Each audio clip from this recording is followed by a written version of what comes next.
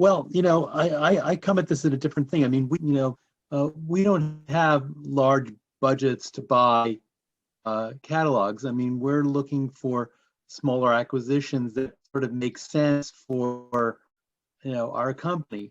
So we're looking for great copyright that actually might be sort of undervalued, and we purchase it because we have a model of we're going to try to promote the copyright.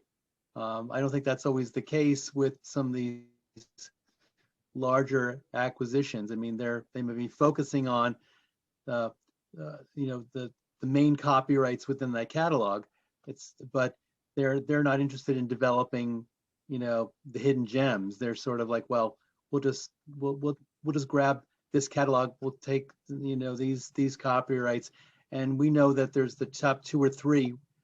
We can promote those better than they may have been, but we're going to try to get the most of the value out of those handful of copyrights. What we're doing, we're looking at copyrights that we're going to give a lot of love and attention and care and promotion, and the heirs that we're buying from, their songs will be taken care of in a much better place than, say, through a large acquisition.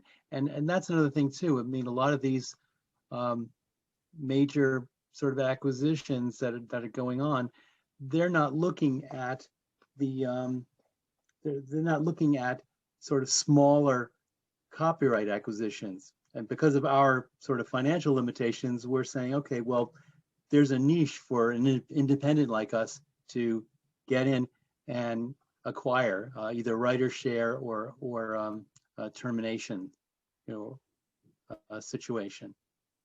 Yeah, and I think from a seller perspective, with the sellers that have, people that have terminated a large catalog and then are selling it, they're looking more towards a large payout. Maybe it's estate planning reasons, maybe it's getting a large payout and then putting it into a more traditional investment form like stocks and bonds and things like that, because there's all kinds of projections as to what will perform better over time. But these smaller catalogs,